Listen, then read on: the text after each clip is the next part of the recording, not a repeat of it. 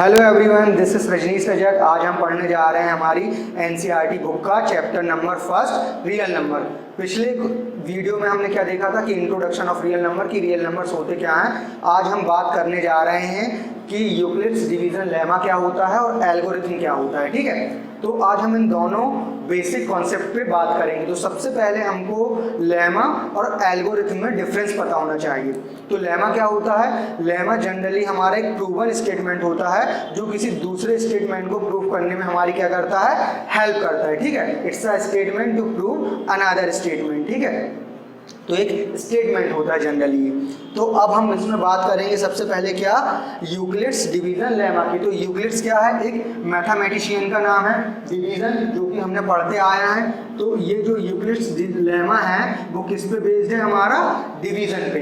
तो डिवीजन पे जब ये बेस्ड है तो हमें सबसे पहले पता होना चाहिए कि वर्क कैसे करता है, क्योंकि ये क्या है, प्रूवन स्टेटमेंट है और इसी को हम किसी दूसरे स्टेटमेंट में क्या करेंगे, अप्लाई करेंगे, उसको प्रूव करेंगे, सॉल्व करेंगे। ठीक है, तो अब देखते हैं हम सबसे पहले क्या है हमारा कि कोई हमारे पास क्या है, दो पॉजिटिव इंटीजर्स। ये हमारा जो यूक्लिड्स डिवीजन लेमा हमारा जो अप्लाई होता है वो किस पे होता है? हमेशा दो पॉजिटिव इंटीजर्स या दो पॉजिटिव नंबर्स पे होता है। तो हम बोलें कि हमारे पास दो पॉजिटिव इंटीजर्स हैं। कौन कौन से? एक है हमारा a और एक है हमारा b। ठीक है, एक हमारे पास है a और एक है b। तब जब हम इनमें क्या करेंगे, डिवीजन अप्लाई करेंगे, तो इनका जो एग्जिस्टेंस होगा वो दो यूनिक होल नंबर्स पे होगा। वो दो यूनिक होल नंबर कौन कौन से होंगे? एक होगा हमारा कोशेंट और एक होगा रिमाइंडर। क्या होगा कि दो पॉजिटिव इंटीजर्स हैं हमारे पास a और b। इस पे जब हम डिवीजन ऑपरेशन परफॉर्म करेंगे तो क्या होगा, जो इनका एग्जिस्टेंस होगा दो यूनिक होल नंबर के रूप में होगा। वो क्या होगा? एक होगा हमारा q, एक होगा हमारा r, जिसमें q को हम बोलेंगे कोशेंट और r होगा हमारा रिमाइंडर। ठीक है, तो जब ये चारों चीजें हमको मिलती हैं कि दोनों पे डिवीजन अप्लाई करने के बाद कोशेंट और रिमाइंडर, तो ये क्या करते हैं, ये एक कंडीशन को सेटिस्फाई करते हैं। वो कंडीशन क्या होती है हमारी? a equal B Q plus R. वो इस कंडीशन को ये सेटिस्फाई करेंगे q और r। तो इसमें हमारा जो r होता है रिमाइंडर की वैल्यू क्या होती है? वो 0 के इक्वल होती है या 0 से ग्रेटर होती है, बट हमारी डिवीजर से मतलब b से हमारे क्या हो जाएगी, लेस देन हो जाएगी। क्योंकि देखिए अब डिवीजन मेथड अपन अप्लाई कर रहे हैं यहाँ पे, तो क्या होगा, एक हमारा हो जाएगा डिविडेंड, एक हो जाएगा डिवीजर, एक आएगा हमारा कोशेंट और एक आएगा हमारा रिमाइंडर। तो जब ये चारों का कॉम्बिनेशन मिलता है तो वो हमारी एक ये कंडीशन बनती है a equal B Q plus R, कि जब हम किसी नंबर्स को या कोई दो पॉजिटिव इंटीजर्स को जब अपन क्या करेंगे, डिवाइडेंड को हम डिवीजर से डिवाइड करेंगे तो q और r जो मिलेगा वो इस कंडीशन को सेटिस्फाई करेगा। इसमें जो हमारा r रहेगा वो क्या रहेगा, 0 के ग्रेटर रहेगा या इक्वल रहेगा, बट b से हमारा हमेशा ये लेस देन रहेगा। तो यहाँ पे यदि हम बात करें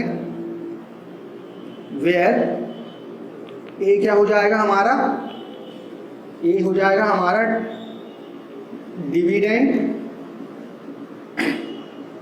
b हो जाएगा हमारा डिवीजर, q हो जाएगा हमारा कोशेंट और जो r होगा वो हो जाएगा हमारा क्या, रिमाइंडर। अब हम बात करने जा रहे हैं हमारी यूक्लिड्स डिवीजन एल्गोरिथम की। तो हमें सबसे पहले अब पता होना चाहिए कि हमारा यूक्लिड्स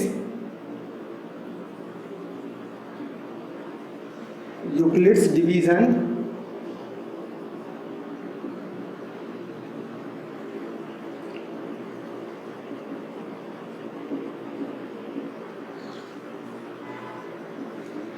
अब हम बात करने जा रहे हैं हमारा यूक्लिड्स डिवीजन एल्गोरिथम। तो एल्गोरिथम क्या होता है?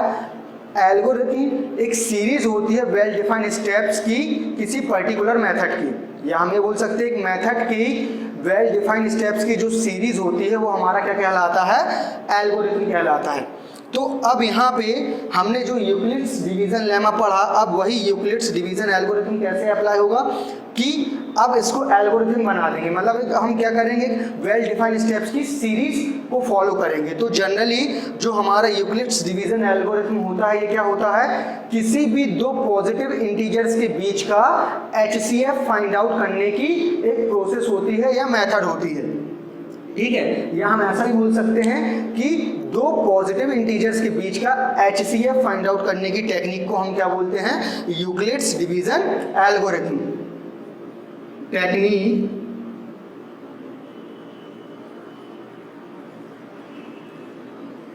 Technique to find HCF between two positive integers, ठीक है, या टू पॉजिटिव नंबर्स। तो इसमें हमें क्या करना पड़ता है, कुछ एक दो स्टेप्स याद रखने पड़ते हैं। वो स्टेप्स हैं हमारे, पहला क्या कि सबसे पहले हमें एक चीज़ दी रहेगी कि हमारा दो नंबर दिए रहेंगे या हमारे पास दो पॉजिटिव इंटीजर्स दिए रहेंगे। हमें दो पॉजिटिव इंटीजर्स दिए रहेंगे A और B, जिसमें A ग्रेटर रहेगा हमारे B से, मतलब A हो जाएगा हमारा डिवाइडेंड और B हो जाएगा हमारा डिवीज़र। तो सबसे पहले हम क्या देखते हैं कि जब A ग्रेटर टू B, अब हमने क्या किया, इसके बाद हमारी लॉन्ग डिवीज़न मेथड को अप्लाई किया। तो लॉन्ग डिवीज़न मेथड को अप्लाई करने के बाद हमको क्या मिलते हैं, कोशेंट एंड रिमाइंडर। ये कोशेंट और रिमाइंडर मिलने के बाद ये क्या करेंगे, हमारी जो EDL की कंडीशन है A equal BQ plus R को क्या करेंगे, सेटिस्फाई करेंगे। मतलब क्या कि लेफ्ट हैंड साइड और राइट हैंड साइड की वैल्यू इक्वल आएगी, मतलब डिवाइडेंड की इक्वल क्या आएगा, प्रोडक्ट ऑफ डिवीज़र और कोशेंट, और साथ में हम ऐड कर देंगे रिमाइंडर को, तो ये हमारे डिवाइडेंड के इक्वल आएगा, ठीक है। अब इसके बाद क्या होता है, हमारी जो सेकंड कंडीशन, उसमें हमारी दो कंडीशन बनती, पहली R इक्वल टू 0 और दूसरी R is not equal to 0। तो जब हमारा R इक्वल टू 0 हो जाता है, मतलब रिमाइंडर 0 हो जाता है, तो क्या होगा इसमें, then B is HCF of A and B। क्या मतलब इसका हुआ कि यदि रिमाइंडर 0 हो गया तो जो B होगा वो HCF हो जाएगा हमारा उन दोनों पॉजिटिव इंटीजर्स का। मतलब कि जिस डिवीज़र के कारण हमारा रिमाइंडर 0 हुआ, वो डिवीज़र क्या हो जाएगा हमारा, HCF हो जाएगा उन दोनों पॉजिटिव इंटीजर्स का या नंबर का। अब सेकंड कंडीशन, यदि हमारा रिमाइंडर 0 नहीं होता है, तो अब हम क्या करते हैं, then we apply EDL between B and R।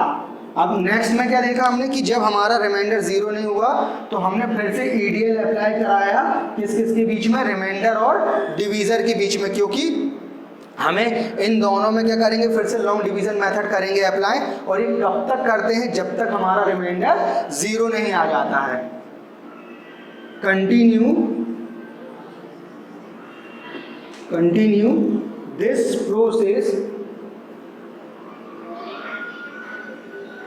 Till the remainder is 0। तब तक ये प्रोसेस हम अप्लाई करेंगे जब तक हमारा रिमाइंडर 0 नहीं हो जाता है। तो जिस डिवीज़र के कारण हमारा ये रिमाइंडर 0 आता है, वो लास्ट जो डिवीज़र होगा, वो लास्ट डिवीज़र हमारा क्या होगा, HCF होगा हमारे इन दोनों पॉजिटिव इंटीजर्स का, ठीक है। जिस लास्ट डिवीज़र के कारण हमारा जो रिमाइंडर 0 हुआ, वो लास्ट डिवीज़र होगा हमारे उन दोनों पॉजिटिव इंटीजर्स का। बस हमको यही याद रखना है।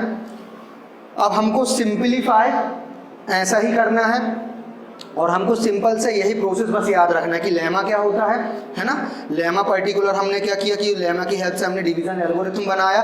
और डिवीज़न तो हम सब लोग ही जानते हैं कि सिंपल हमारा एक डिवाइडेंड रहता है, उसको डिवीज़र से डिवाइड किया, जितने टाइम्स आपने टेबल रीड किया तो वहाँ पे एक नंबर आएगा, है ना।